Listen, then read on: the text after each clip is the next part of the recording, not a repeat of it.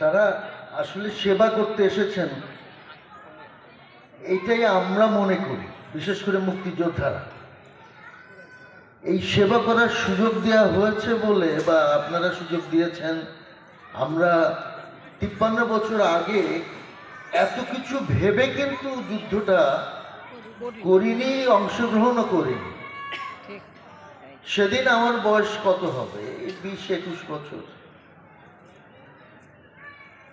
1971 সালে।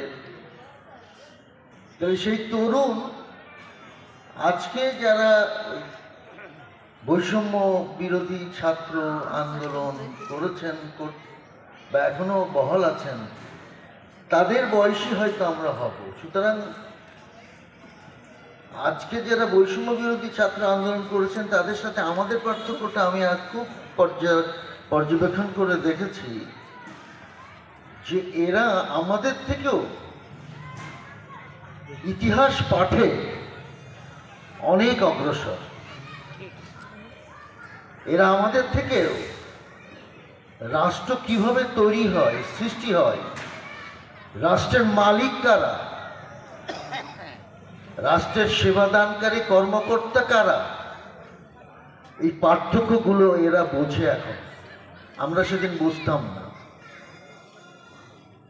সুতরাং আমরা বুঝতাম না বলে আমরা মালিক হয়ে আমাদের অধিকার অর্জনের জন্য লড়াই করছি,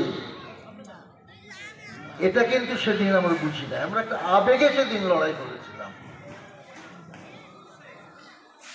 কিন্তু মালিক হিসাবে নিজেদের ক্ষমতা, নিজেদের অধিকার অর্জনের জন্য, যে এই মাটি আমার, এই মাটির মালিক আমি, এই দেশের মালিক আমি, সেই মালিকানা উপরে যারা কর্তৃত্ব করত পাকিস্তানিরা, তাদের বিরুদ্ধে লড়েছিলাম মুক্তির জন্যে, স্বাধীনতার জন্যে, আমার মালিকানা আমি ফিরে আনার জন্য।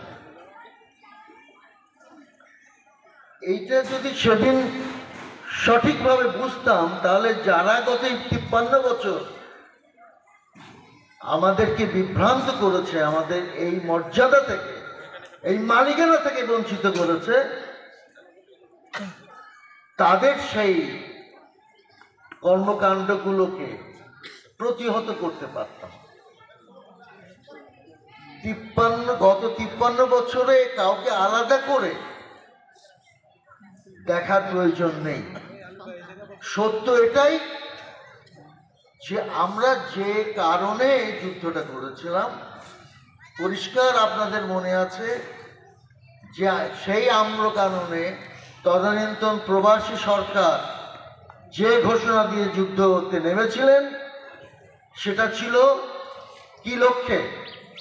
ছিল সাম্য, মানবিক মর্যাদা এবং ন্যায় বিচার প্রতিষ্ঠার জন্য